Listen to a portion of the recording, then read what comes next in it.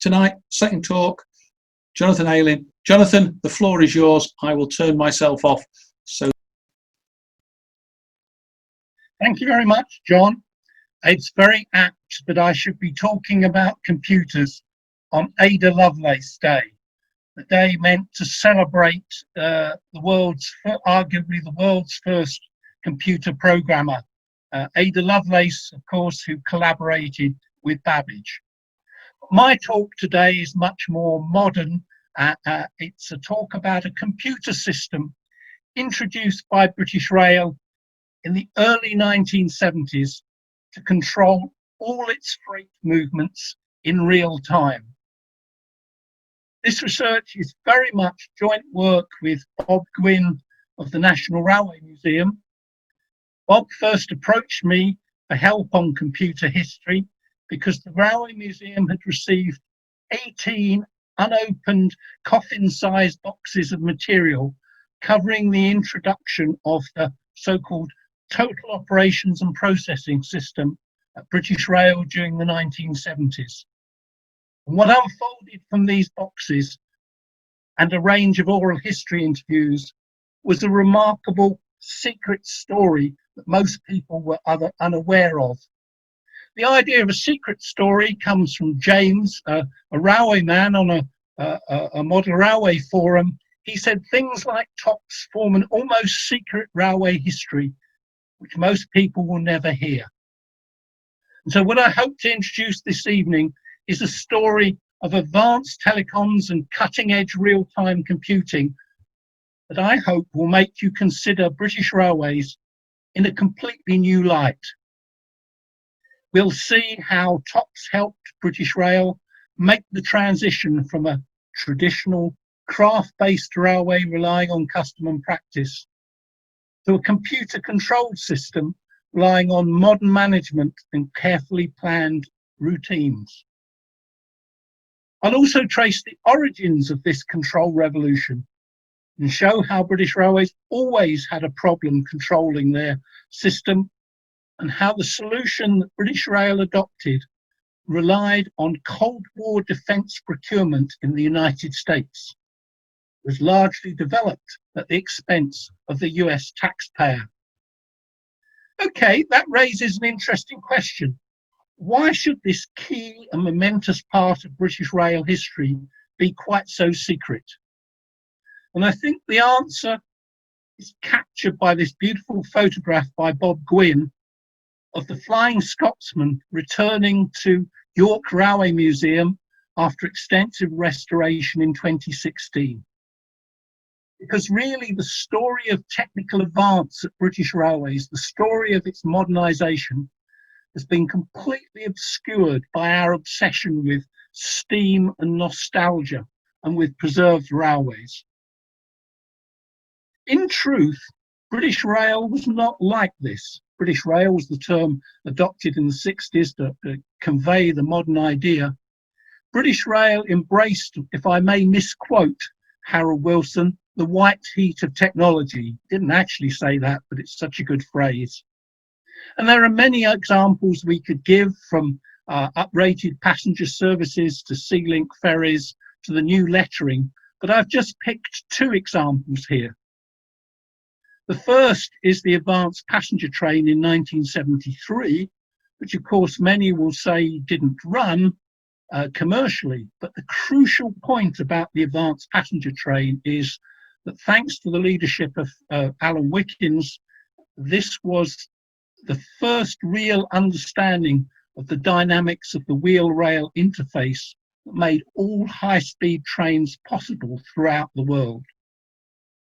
And the other example I've chosen is the naming of the Princess Anne hovercraft in 1968 before it went into cross-channel use, cross-channel with sea speed in 1969.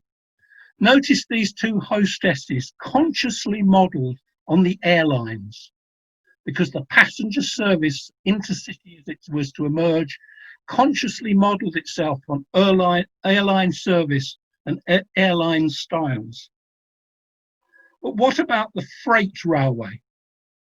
As Alan Wickens said, rail freight post-war was still essentially a Victorian system.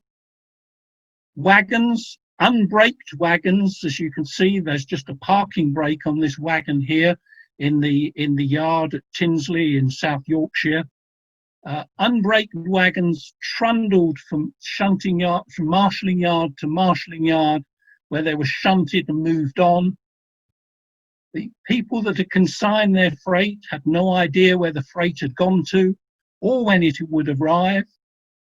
The trains could only proceed slowly because the braking was achieved through the skill of the railway driver and the brake van acting in coordination. It was altogether a relic of a previous century. It was altogether a 19th century system. And you can see this poor railway man struggling to read wagon labels in the Tinsley yard. Not too bad a job in nice weather like here, but imagine that in snow, fog or rain, and the opportunities for inaccuracies as he attempts to note down what is where on pieces of paper. So British Rail had this neglected system facing lots of crucial difficulties. Wagons regularly went missing. Amendments, for instance, regional amendments to the working timetable would regularly include queries like this: non-passenger carrying coaching stock missing, 2 tall locomotive stores vans, please tell crew if you find them. And of course, they went missing, but so did customers' consignments. There's an archetypal tale told about an Edinburgh marshalling yard where they eventually found 2 missing wagons against the buffers full of gold bullion. When the local crew were asked why the van hadn't been broken into, they of course replied, well, because it wasn't whiskey. But however apocryphal that story, it captures the fact that once a customer had sent their consignment to a goods depot, they really didn't know what was happening to it or when it would actually turn up at their destination. And the freight business faced growing competition from the improvement in diesel lorries, the deregulation of the goods system, and above all, the opening of the motorway network. This is the M6, actually north of Preston, the first stretch of motorway to open in Britain as early as 1958, although it closed soon afterwards because of civil engineering problems. But by 1970, there was approaching 1,000 miles of motorway, which meant that freight lorries could often get there and back in a day instead of having an overnight stop. And above all, of course, freight traffic, you loaded it at its origin and it arrived at its destination. There was no double handling and you could keep track of it en route. So the rise of road transport, the lost cargoes, all suggested that something needed to be done. This was not a new problem. Goods traffic had long been a difficulty. It long proved difficult to control the network. This marvelous photo is of a freight control centre taken in 1920, but it was a freight control centre set up in 1907 on the Midland region. The idea of this freight control centre was to coordinate traffic flows and locos across a wide area using the new technology of telephones rather than telex. It was developed by the son of the chairman of the Midland Railway System, Cecil Paget. He parked the director's coach at a junction near Maspero and soon realised that many coal trains, for example, many freight trains, remained waiting for a pathway on the track all day without moving anywhere. A very wasteful system because, of course, the control of the railway was then in the hands of the signalmen, who were determined to get the passenger trains and the expresses through and took little regard of freight. So as early as 1907, as early as the beginning of the 20th century, systematic attempts were made to develop control centres for trains and to help manage and speed up the freight network. And if you think about it, the railway system had always had a problem of control and monitoring. This John Liffin, a Newcomen member, made the point that the railway telegraph was probably the first practical use of electricity, and it's significant that the railways adopted it first because essentially the issues of safety and track access all depended upon a fast, reliable communications mechanism. This tradition of innovation continued into for instance, the early 20th century, when the railways were amongst the first to install holorith machines to keep track of tickets, to keep track of accounts, to keep track of their assets.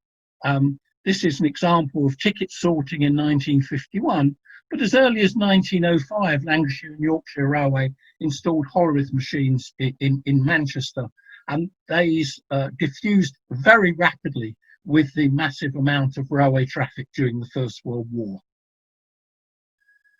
And given signalling prowess, given the fact, for example, if you think about signalling, it's a binary system, so signal engineers were incredibly familiar with binary ideas, it's hardly surprising that British Rail was also a computer pioneer. I've chosen just one example here, but I could have chosen a dozen, whether it was Elliott computers to control signalling in Leeds, or a Ferranti computer that developed the first railway timetables, or many examples where computers from people like Honeywell and IBM and ICT were used for payroll applications. Remember that railway payroll was particularly complicated with all that overtime working and all the extra and additional rates that were added in. So they were very early adopters of computers. This example here is of an ICT 1301. Of course, this is a colourful publicity shot, but an ICT 1301 was used at Peterborough for the Funds and Pension Office. And certainly if we had longer for this lecture, I could show you extracts from a wonderful film by Simon Gosling, who took his 8mm camera to work and filmed the computer centre in operation. And I'm very grateful to Rod Brown, and another Newcomen member, for all that information. So British Rail was comfortable with computers from a very early stage. The key question is, could computers be applied to solve its freight management problems? And here we're going to talk about the adoption of TOPS, British Rail's first computer-based train operating system. TOPS stands for Total Operations and Processing System, and boy was it total. It covered the whole of the United Kingdom, as we'll see, every single aspect of freight traffic in real time. Of course, it didn't always work, although it did prove surprisingly reliable. And so amongst the railwaymen, they used to say it was also known as bottoms, back onto the old manual system whenever it failed. That joke was first told to me by the locomotive designer David Elliott, who designed the Tornado and Prince Charles that many of us saw under construction during the Newcomen tour on Teesside in 2018. But it's a common joke now across the internet. So what did TOPS do?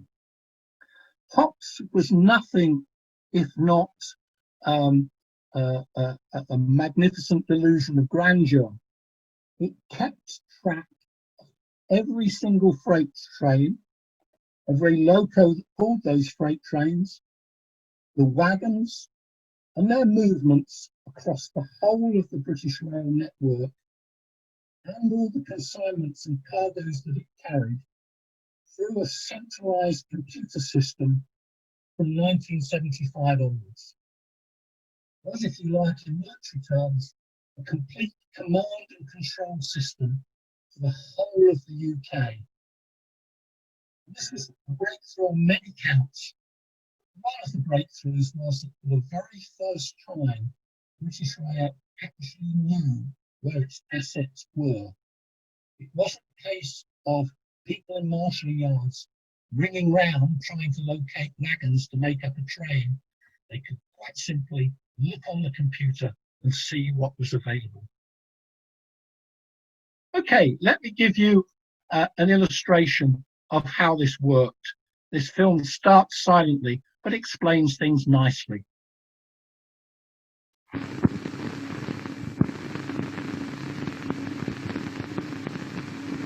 British Rail has recently introduced a computer-based system with an immense storage capacity which provides the means to control the many thousands of freight wagons and locomotives as they move about over the whole of Britain.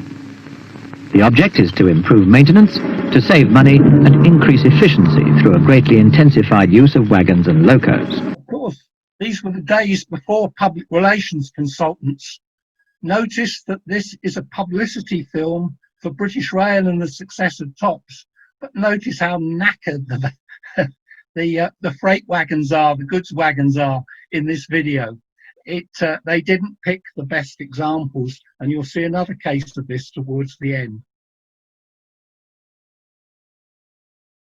So British Rail and all its international competitors were all looking to computers as a solution to their freight problems.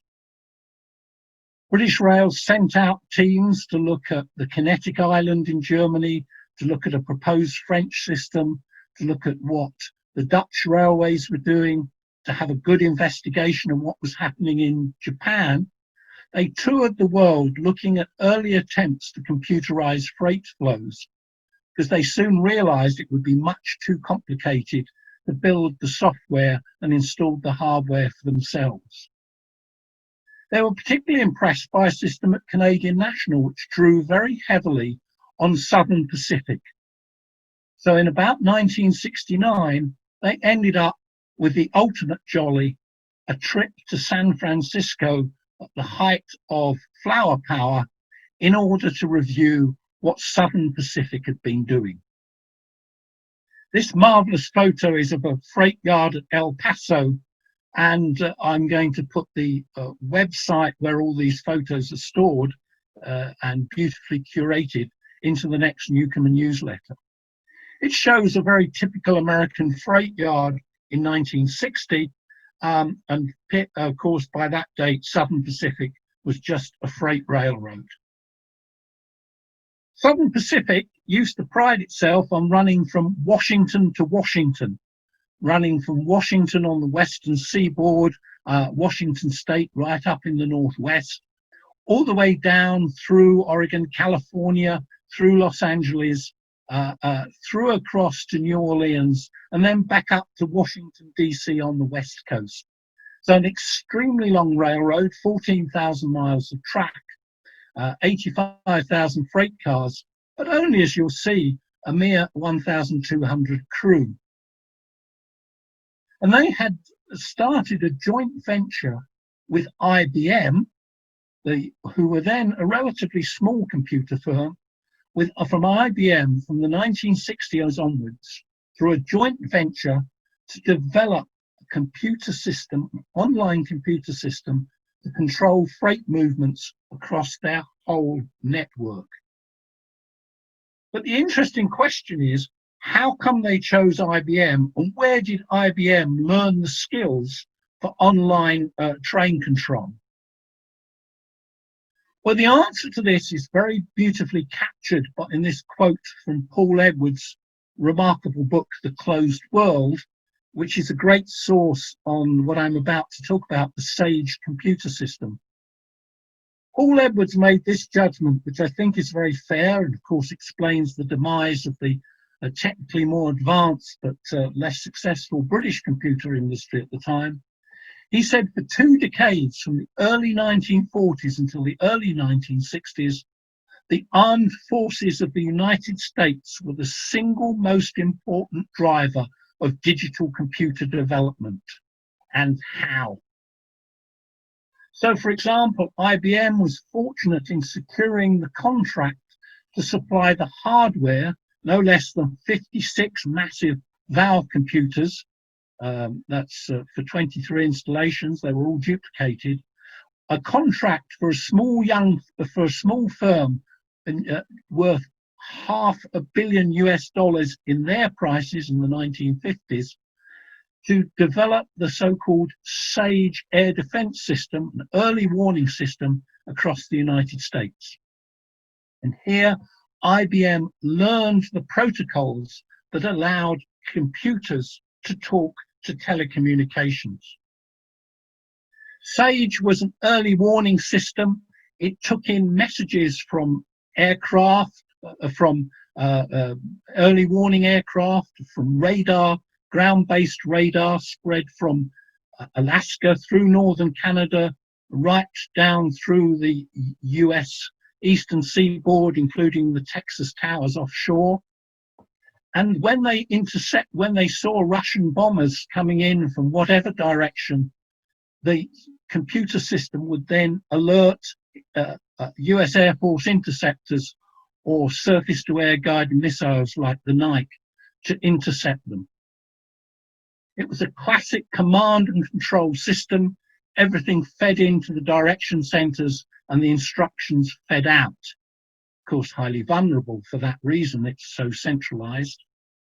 And it was part of the attempt after the Second World War by the United States military to automate warfare, which got them into such problems in places like Vietnam.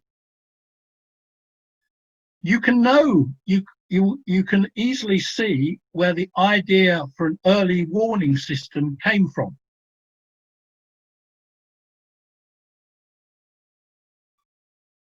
These are the two surviving chain home masts on Langdon Cliffs at Dover, part of a long network that protected Britain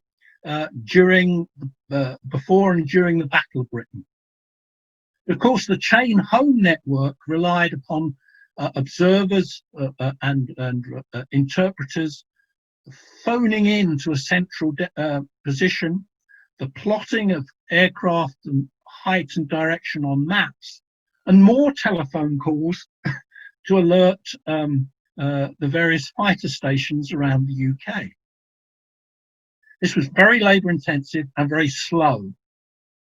Of course, in the days of propeller-driven aircraft, this really didn't matter much because the aircraft themselves moved quite slowly. But as jets became prevalent, a faster system was needed, a more automated system was needed, hence the US imperative to adopt computers right at the frontiers of technology. So IBM learnt what they branded for the commercial market. They learnt the idea of teleprocessing from the SAGE system.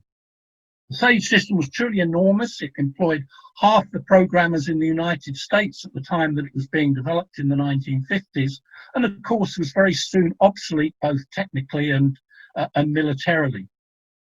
But here is the origin of TOPS. If you like, it was technology transfer, Cold War to coal trains. So British Rail bought TOPS in 1971, and this it was a massive undertaking. It meant that for the first time they had to list their entire wagon fleet. They didn't actually know how many wagons they had. It turned out to be over 1/3 They had to distribute computer terminals in marshalling yards all around the country, 155 of them, initially 152, and link these up to mainframe terminals in London and monitor all the freight train movements across the country in real time. It was an early warning system. As Rail News said with the commissioning in 1975, no longer does anything arrive like a bolt from the blue. Just as the Americans knew when Russian bombers were coming in, so British Rail knew when their freight trains were due to arrive. One of our respondents said that the centre of the TOPS business, Blandford House, in truth a rather bland building, a 3-storey building in Melbury Terrace next to Marylebone Station that's no longer there, that was the HQ of the TOPS system, one of our respondents said it was space age in its day. It was the center for data processing with the communications, a bit like a signaling system, the telecommunications hub, and the ground floor, the 2 IBM 370 computers on the first floor, and the software programmers on the open plan office on the upper floor. So that was space age for its day, and that's where all the TOPS messages went into and were sent out from. It was, of course, largely an information and file handling system. If you think about it, it's a massive database that's constantly being upgraded. But of course, they didn't have the kind of servers that we have now. This was IBM disk stores, removable disk stores, 32 of them in total. It had such advanced things as visual display units, although this public relations photo will be a lot more compelling if actually they bothered to plug in the VDU. You can see from the bigger photo that's not even plugged in, leave alone switched on. But they did have such innovative developments. Out in the field, it was somewhat different. The various top centres, the area freight centres, were distributed around marshalling yards the length and breadth of Britain, from John O'Groats to Land's End, from Dover to North Wales. And about half of these were in porter cabins. This was a brilliant contract for Porter Cabin of York. They installed this luxury Pullman version, I think, for about £5,100, less a 10% discount, delivered to the remote site. And you can actually see in this photo in the background, there is a freight train just behind this porter cabin. These porter cabins had a sort of life of their own. Technically, they were called area freight centres, and they collected information from their local area, which might be 10 or 12 marshalling yards, collieries and power stations, through a novel device called fax. The fax machines here, there were always two of them, one for outgoing faxes and one for incoming faxes. That was a major development in itself. Of course, these area freight centres were data linked to Marylebone, to the mainframe computers that were constantly being updated. The TOPS clerks were mostly well-paid, casually dressed men. They got extra promotion for manning the TOPS offices, and of course most of them worked at night. And as someone pointed out, there was always tea on the baby belling. These porter cabins came with baby bellings and lavatories installed. And there's this lovely quote from Keith Collier, who was a Ventec maintenance engineer. The Ventec was the mini computer terminals installed in these area freight centres once the rollout had started. And he said, I tell you what, you have a cup of tea from that at 3 in the morning, and you could literally feel the tartar out of the tea etching into your teeth. But of course, this highlights the point that it was a 24-hour system, that most of the freight moved at night, and the area freight centres needed to be manned at night, and the centre in London needed to be running non-stop all night as well as all day. There's much glorious ephemera associated with the rollout of TOPS. There are these, for instance, waterproof cards here, giving a bit of advice to the shunters on wagons arriving and how to use the TOPS system.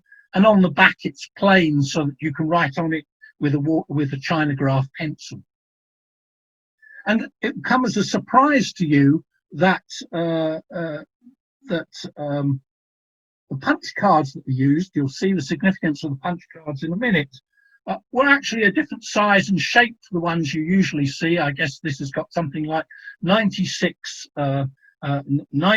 items on it rather than the conventional 80 you're used to. arranged in 3 rows, so that you could get a complete listing of a train on one card. Of course, the adoption of TOPS in all these area freight centres and in Melbury, in London, was not as straightforward as it might appear. Because as one of our respondents, Ken Green, said over a lunch in Derby, Americans don't speak English and we don't speak American. So, for example, there's one term that's still in widespread use on the railways, consist, which is literally a train consisting of, but that's pure American from Southern Pacific. And there are various other problems that you don't think about, such as dates. As we know from 9/11, the Americans tend to give the month first and then the day, whereas it was crucial to TOPS, of course, that you got the day first and then the month and then the year. One particularly confusing one to me as a newcomer was the inquiry cabs tour, which makes complete sense as soon as you realise that you summarise all the brake vans in a particular area, because of course in American jargon, brake vans are called cabooses. Okay, let me give you a capture of the way it worked. When, for example, a train is marshalled, its consist is made up as a pack of cards.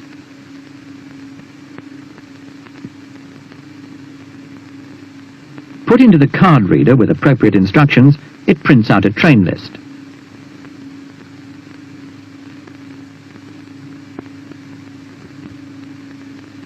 And then the processor calculates the length and weight of the train, available brake force and permitted speed.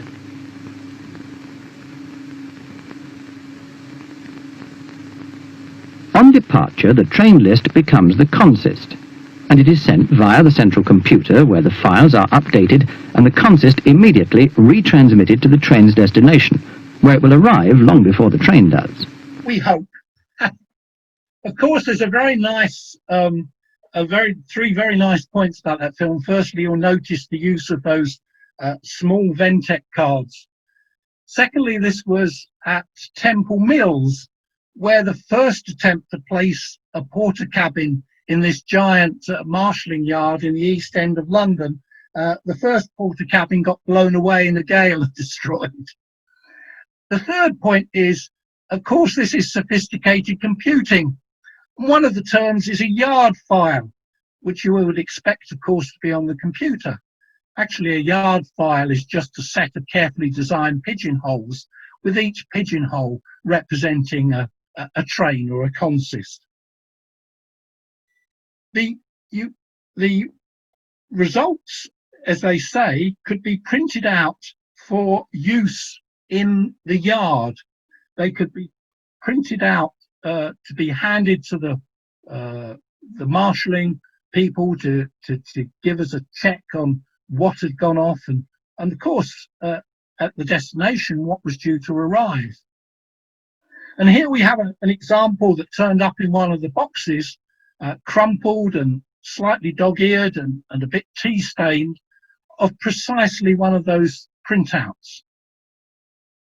This is heaven for train geeks, because at first sight it looks completely incomprehensible as a piece of printout, but in practice you can spend time with a glass or two of malt whiskey actually deciphering what is going on.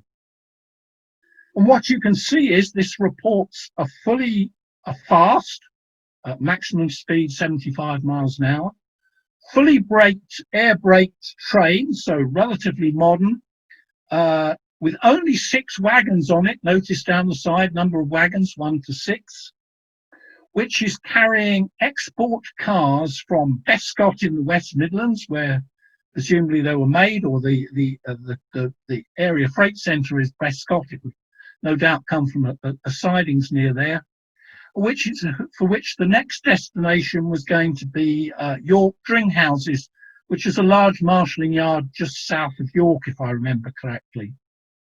You can see the loco is type 25, And if you were to interrogate the file for that locomotive number, it would tell you everything you needed to know about its weight, its brake force, its maintenance schedule, and so on. And you can tell all sorts of other interesting geeky things.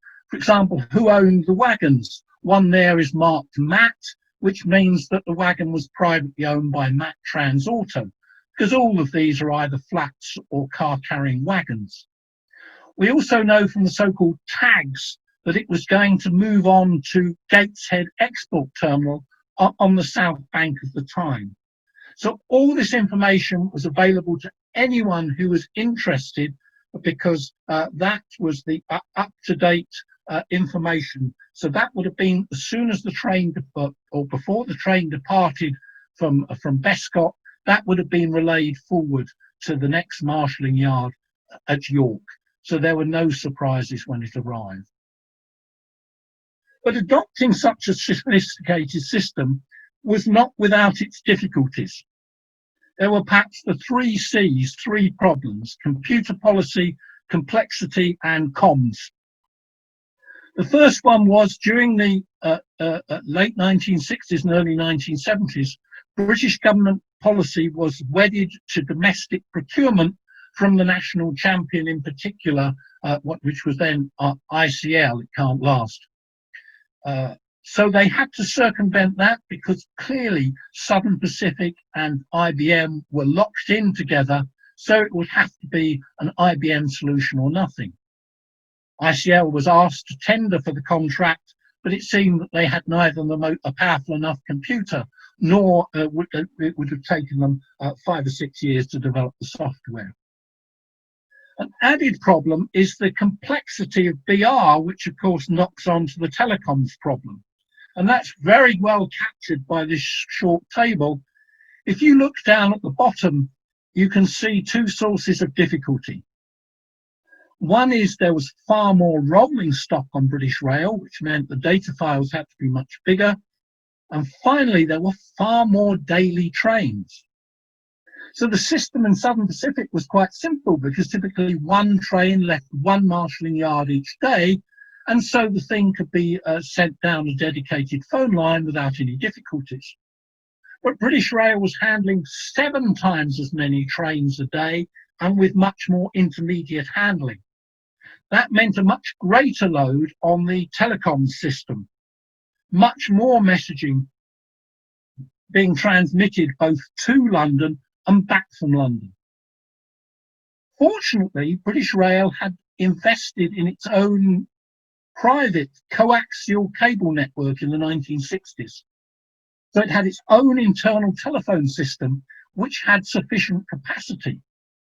But the real breakthrough was the development of something we now take for granted, for instance, in this lecture, which is multiplexing, the ability to send a large number of data signals down one phone line. So, for example, this used early frequency division multiplexing, or frequency stacking as it's sometimes called. But notice it wasn't packet switching, as we are so used to it sending packets of data by whatever route is available. This was good old-fashioned circuit switching. The phone line had to be open from the beginning of the message to the end, like old-fashioned telephone lines. And for that, they, of course, needed modems, because the telephone system was analog, whereas they were inputting digital signals at the area freight centre from the Ventec terminals, and then demuxing them and putting digital into the IBM 370s in London.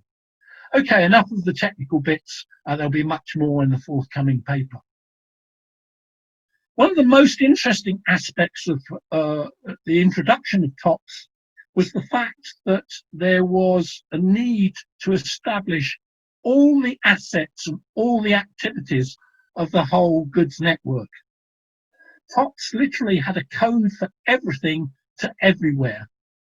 So, for example, there were codes for commodities, there were carried, there were codes for locations, and every single wagon had a unique label. So, for example, there were something like 6,300 customers, each with a 5-figure number. And there were all these commodity codes. 139 ISCRCS may not sound very sensible, but when you realize that would be iron and steel cold reduced coils, that makes sense, for instance, for a cargo of cold rolled coil going up from Port Talbot to, say, Shotton for finishing. There were lots of ambiguities in the system because sensitive cargoes didn't have a commodity code, which was wise because there were security concerns.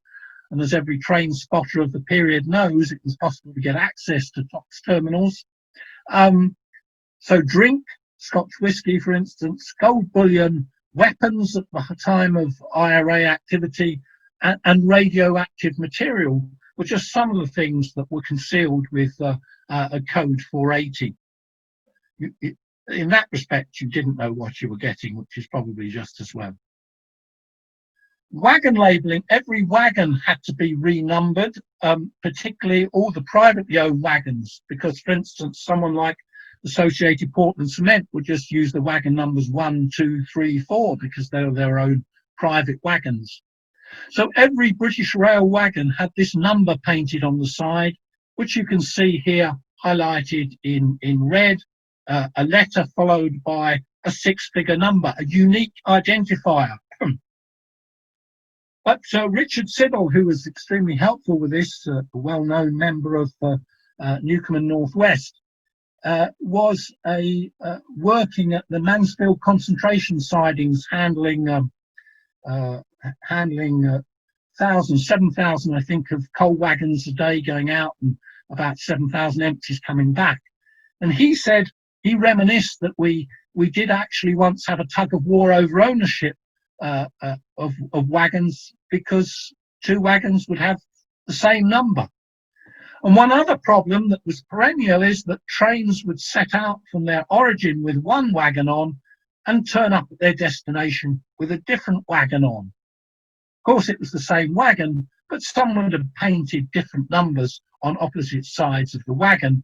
They hadn't checked to make sure that the wagon had consistent numbering on the left and right hand sides. The hardware was, as I've already suggested, 2, although at one stage there were 3 IBM 370s, 4 Southern Pacific hooked up with earlier IBM 360s, with a massive 4 megabytes of memory. You can see now why they all needed all those disk files. They also tried to copy every aspect of Southern Pacific and adopted these IBM card readers and card punches, but they were very soon abandoned as not being serviceable, particularly in a coal dust-rich environment that many of the area freight centres experienced. And they were replaced by very early mini-computers, so-called Ventec terminals.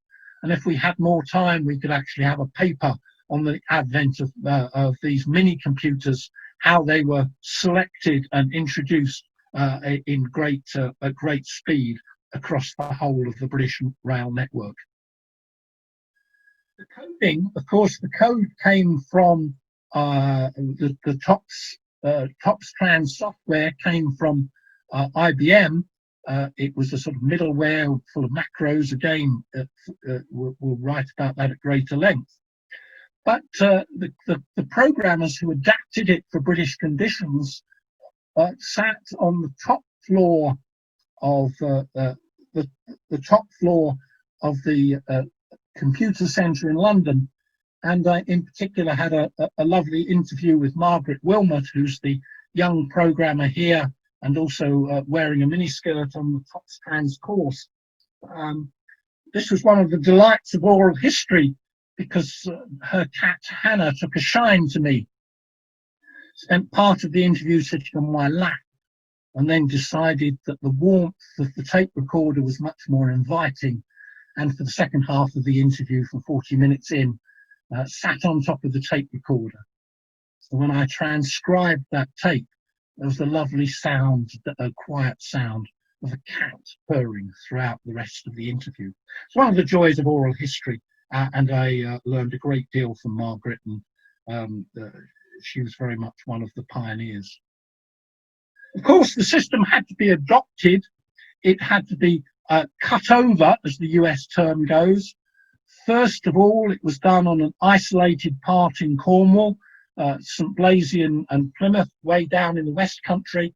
And from thereafter, it was rolled out using a train, using a training crew on a travelling train who went and trained the local area clerks how to use it, and then oversaw the implementation before moving on to the next area freight centre, and in that fashion covering the whole country by October 1975 in just over 2 years, in 26 months. A remarkable training achievement, if nothing else. Of course, the cutover wasn't always easy. Even in August 1973, Cornwall produced the kind of weather that it sometimes produces for holidaymakers. And Laurie Hall, in one of the internal documents of British Rail, talking about this, said that the inspectorate, the Wagon inspectorate who come to help them, were wading around the China clay terminals in an ankle deep in a sea of wet brill cream, because everything was soaking wet that particular summer, August 73. Another oral history interview contests that account, but take it for what it is. Okay, let's sum up by looking at TOPS, at BR, and the much wider picture.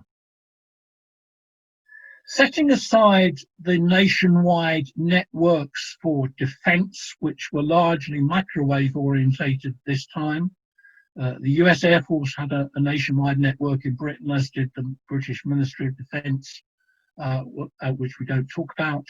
And there were people like CGB with relatively modest nationwide networks. This was one of the first nationwide non-military telecommunications networks for the flow of information from computer to computer. So British Rail, who you regard as a conservative nationalised industry, were at the forefront of what we now take for granted, which is nationwide connected computer terminals. The TOPS Trans software was reused, and this IBM middleware formed the basis of KIX, the IBM communication system, which was developed in the UK for interbank transfers. When you take your cash card to a machine, you're almost certainly using KIX software. And it's even rumoured there are lots of train terms in that software. Of course, we're not going to get access to check up. Okay, one last valedictory film to sum up TOPS. British Rail now has a highly developed control system operated by the latest data processing equipment interconnected through the railway's own trunk telephone and cable network. The whole forms one of the most technically advanced and effective railway projects in the world today.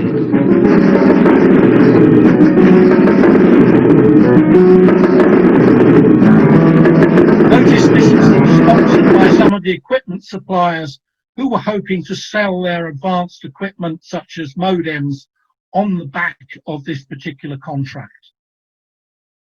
Is there an epilogue for TOPS? Well, it didn't stop the decline of wagon loan traffic. As Margaret Wilmot said, the irony was the bottom was falling out of the freight market exactly as it went live. The huge flows of coal and steel traffic were beginning to disappear even at that early date.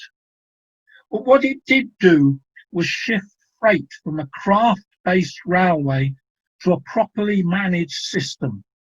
It moved from train operation, which was based on very much on custom and practice along Victorian lines, from a craft-based industry to standardized and systematic and rigorous routines.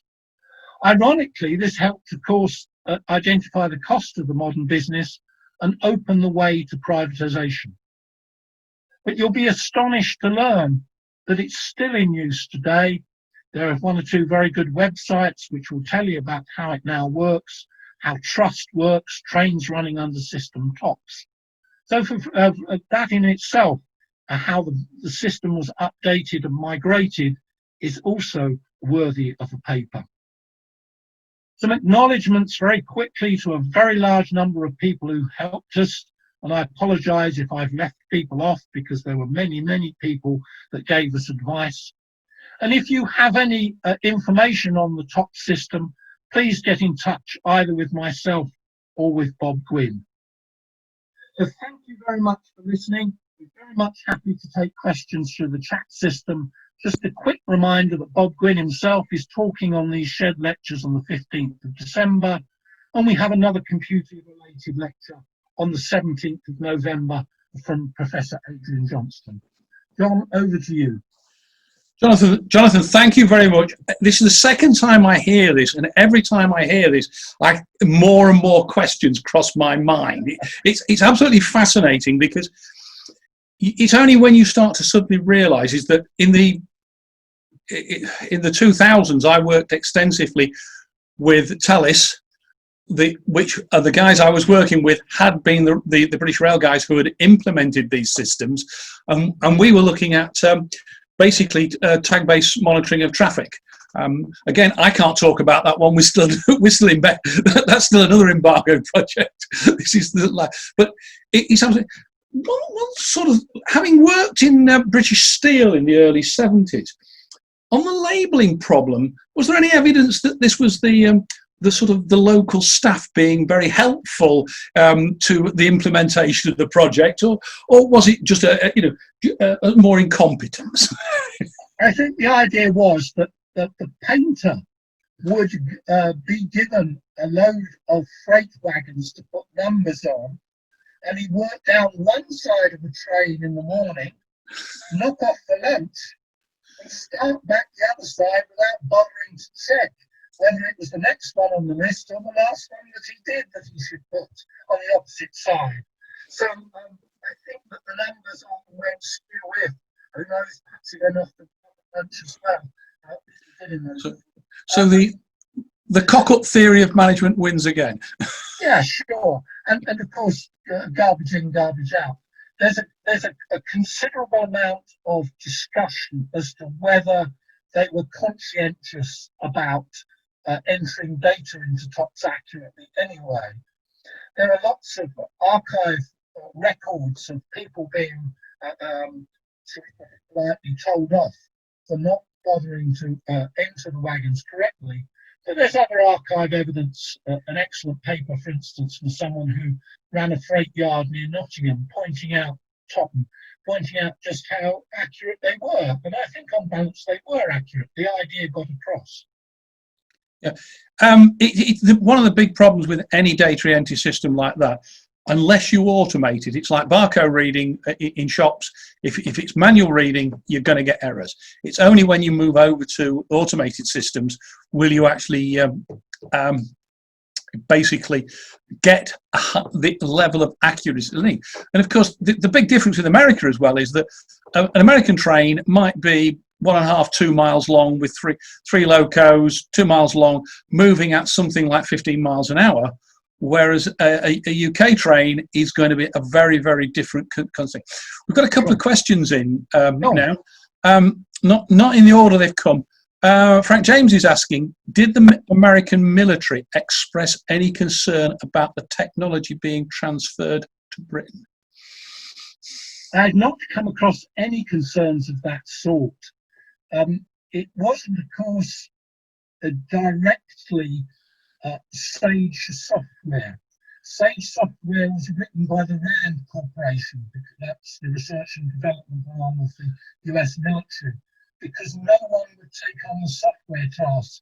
Because if you're going to employ half the software programmers in America, what do you do when the project's over? And only RAND would take them on.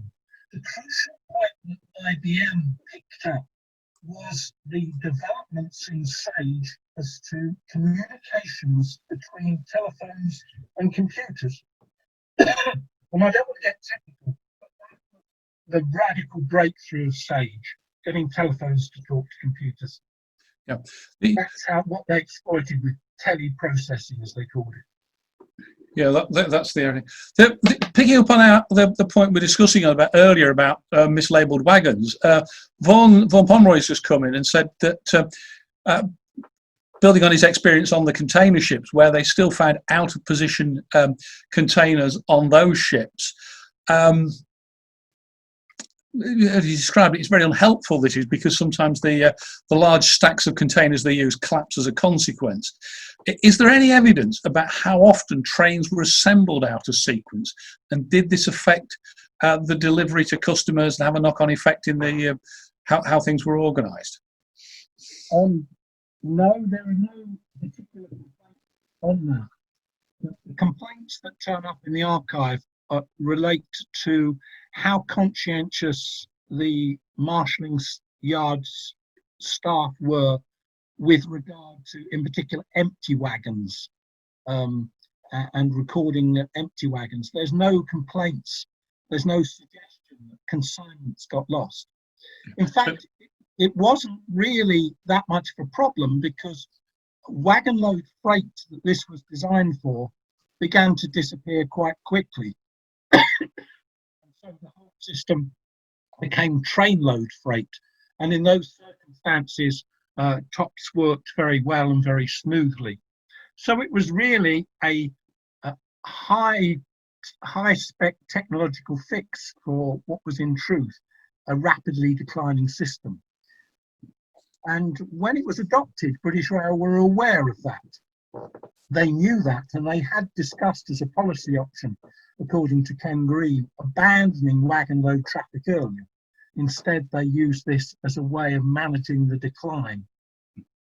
So very much. So it was very much what had been a tool put in for, in effect, trying to grow the business, became a tool for how you actually manage the decline of the business.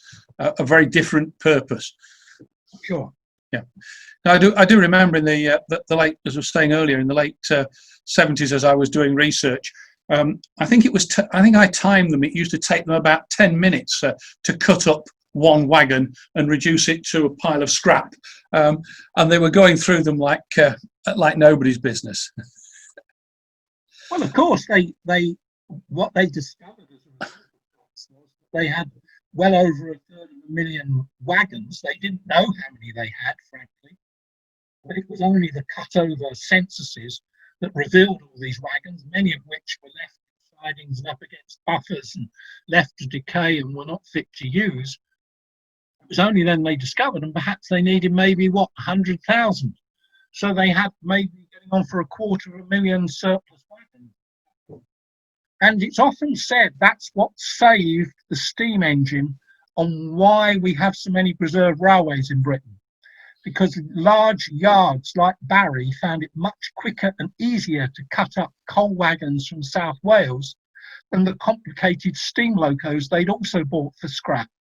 So they postponed destroying the steam locos until there was a market for them, because there was such easy money to be made on these mass destruction wagons. And so this surplus of wagons could be said to be one reason why we have such a buoyant preserved steam railway sector in the UK. Well, where I was watching it being cut up was in Sheffield. It's on just alongside where the Meadow Hall is. I think their final journey was about 1.5 miles to be dropped in electric arc furnaces. That's right. Well, we once, when I was involved in the scrap trade, there was once a whole army of Russian tanks there, enough to stage war. They got cut up, of course, and were very useful because of the alloys used in the tanks were ideal for.